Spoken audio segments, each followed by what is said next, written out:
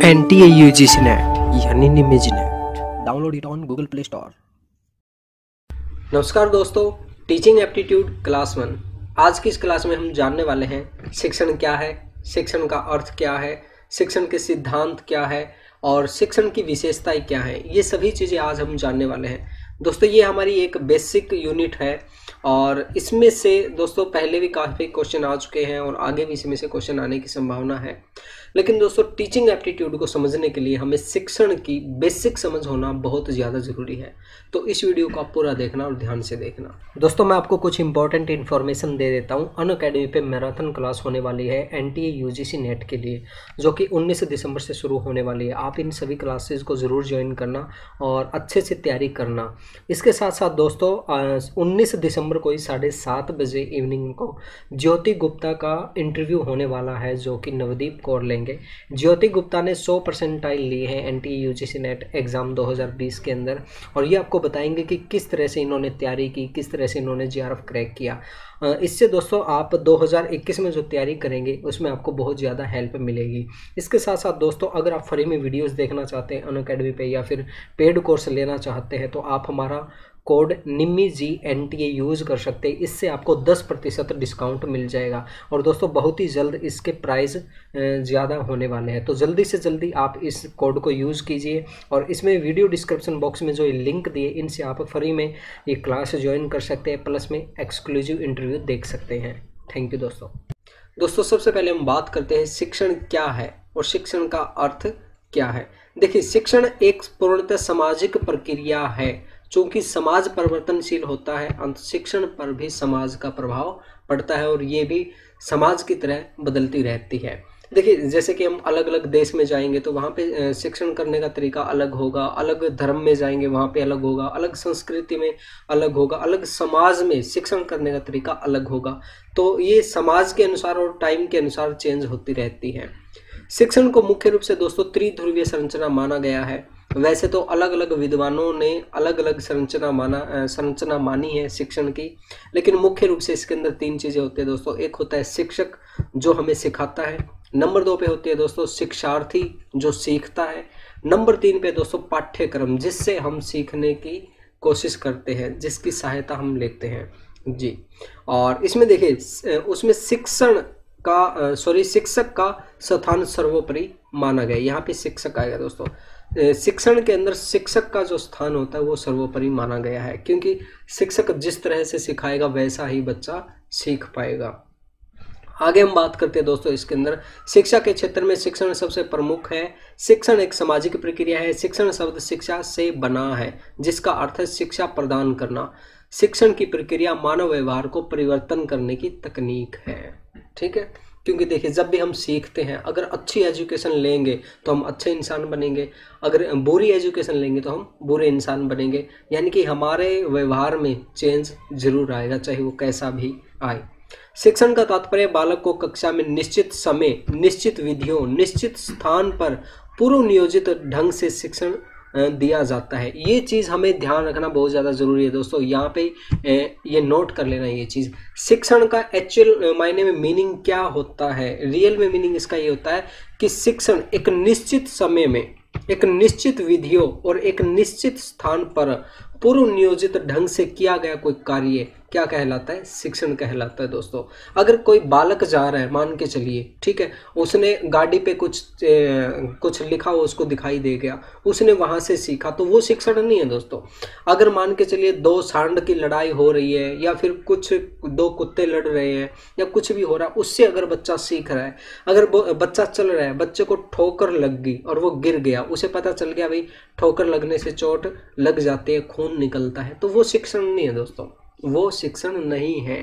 क्योंकि शिक्षण क्या होता है, शिक्षण एक निश्चित समय में, निश्चित विधियों द्वारा, निश्चित स्थान पर किया जाता है। जैसे कि हम क्लास की बात करें, स्कूल की बात करें, स्कूल के अंदर क्या होता है दोस्तों, पहले से डिसाइड होता है भाई इस सुबह 9 बजे से 2 बजे तक क्लास होगी और 9 बजे ये टीचर पढ़ाएंगे, 10 बजे ये, 11 बजे ये, यानी कि पूरा सुव्यवस्थित तरीके से होता है। तो वो क्या होता है, हमारा शिक्षण होता है। और हम आगे बात करेंगे, जैसे शिक्षण और अधिगम में अंतर की बात करेंगे तो उसमें आपको और भी अच्छे तरीके से समझ में आ जाएगा। अधिगम क्या होता है दोस्तों? अधिगम में क्या होता है कि हम कहीं भी कैसे भी सीख सकते हैं, उसके अंदर सिस्टमेटिक ढंग से सीखने की ज़रूरत नहीं होती। आगे हम बात करते हैं दोस्तों डेफिनेशन ऑफ टीचिंग। देखिए अलग अलग विद्वानों ने और क्या क्या डेफिनेशन दिए उसके बारे में हम बात करते हैं। वर्ल्ड बुक एनसाइक्लोपीडिया के अनुसार शिक्षण एक प्रक्रिया है जिसमें एक व्यक्ति दूसरे व्यक्ति को ज्ञान, कौशल तथा अभिरुचियों को सीखने या प्राप्त करने में सहायता करता है। इसके अनुसार क्या है दोस्तों? इसके अनुसार क्या है कि एक व्यक्ति दूसरे व्यक्ति को या तो कुछ सिखाता है या फिर उससे कुछ सीखने की कोशिश करता है। एडमन ने क्या कहा है दोस्तों शिक्षण के बारे में? शिक्षण एक अंत प्रक्रिया है जिसमें मुख्यतः कक्षा वार्ता होती है जो शिक्षक तथा छात्रों के मध्य होती है। देखिए इनका मानना अलग है, ये कहते हैं कि जो शिक्षण होता है वो टीचर और स्टूडेंट के बीच ही होता है और उनके बीच में वार्तालाप होते हैं। और आगे हम बात करते हैं गेज। गेज ने क्या कहा है? शिक्षण एक प्रकार का पारस्परिक प्रभाव है जिसका उद्देश्य है दूसरे व्यक्ति के व्यवहार में अपेक्षित परिवर्तन लेके आना। अब इनका सोचना अलग है ना, यहाँ पे इन्होंने टीचर और स्टूडेंट की बात नहीं की। इसने कहा है कि शिक्षण क्या है कि कोई भी दो व्यक्तियों के बीच में हो सकती है और जहाँ पे उद्देश्य होता है किसी दूसरे व्यक्ति के व्यवहार में वांछित परिवर्तन लेके आना। ठीक है, तो यही बात है दोस्तों, हर जो विद्वान है उसकी अलग अलग थिंकिंग हो सकती है। आगे हम बात करते हैं दोस्त, जैसे रियांस ने क्या कहा है?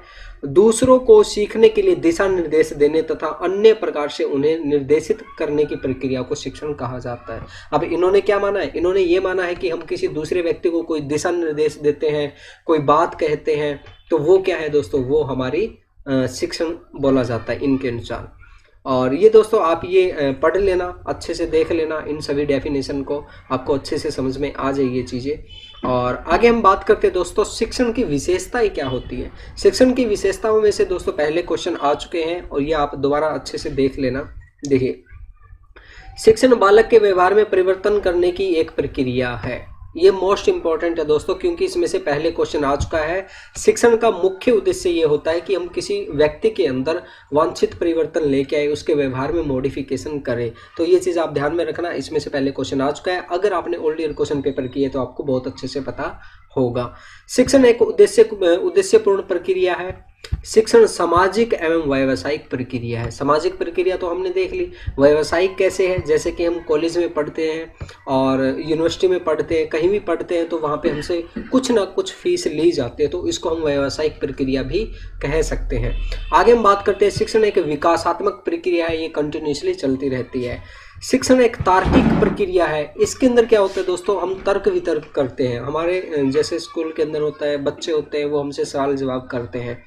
आगे हम बात करते हैं शिक्षण एक आमने सामने की प्रक्रिया है। देखिए ये बात करें हम, ये तो पहले की बात होगी, जब हम गुरुकुल वगैरह में होते थे तब क्या होता था कि आमने सामने अगर टीचर है स्टूडेंट है तो बहुत अच्छे से हो सकता था। लेकिन आज समय के अनुसार ये चीज़ें चेंज हो गई है। आज हम ऑनलाइन टीचिंग से बहुत अच्छी टीचिंग कर सकते हैं, आमने सामने होना जरूरी नहीं है। शिक्षण प्रेरणात्मक प्रक्रिया है। देखिए अच्छा शिक्षण क्या होता है? अच्छा शिक्षण वही होगा जो हमें प्रेरणा दे, हमें मोटिवेशन दे, आगे बढ़ने के लिए कुछ बातें करे, वो होगा हमारा अच्छा शिक्षण। देखिए सीखने का मतलब तो अगर कोई टीचर है कोई गंदी बातें सिखा रहा है तो वो अच्छा शिक्षण नहीं माना जाएगा ना, तो वो उसको हम शिक्षण नहीं कहेंगे। आगे हम बात करते हैं शिक्षण एक कुशल निर्देशन है। निर्देशन में हमने ऊपर बात की थी ना, इन्होंने कहा था, ये कौन था? इन्होंने कहा था, हाँ रियांस ने कहा था कि शिक्षण के अंदर हम एक दूसरे को निर्देश देते हैं, तो यही इसके अंदर है। शिक्षण एक त्रिमुखी प्रक्रिया है। ये चीज़ हम ऊपर पढ़ के आए थे, त्रिमुखी प्रक्रिया है और तीनों चीज़ों की हमने बात की थी। शिक्षण औपचारिक अनौपचारिक प्रक्रिया है। शिक्षण क्या है? दोनों तरह की हो सकती है दोस्तों, फॉर्मल और इनफॉर्मल दोनों तरह की हमारी शिक्षण हो सकती है।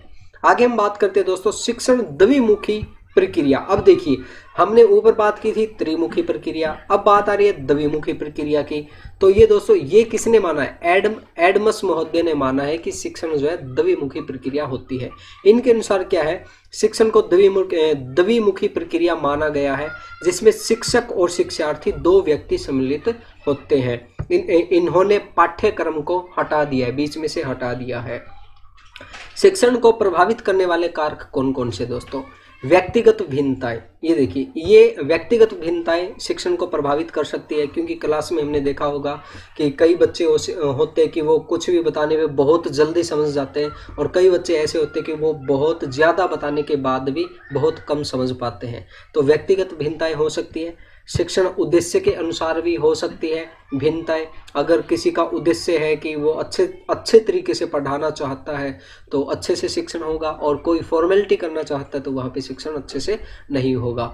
वातावरण का प्रभाव, वातावरण का भी प्रभाव पड़ता है दोस्तों। जैसे मान के चलिए हम पढ़ा रहे हैं और पीछे से बहुत ज़्यादा शोर आ रहा है, डीजे बज रहा है, तो अच्छा शिक्षण नहीं होगा, बच्चे डाइवर्ट होंगे उसके अंदर।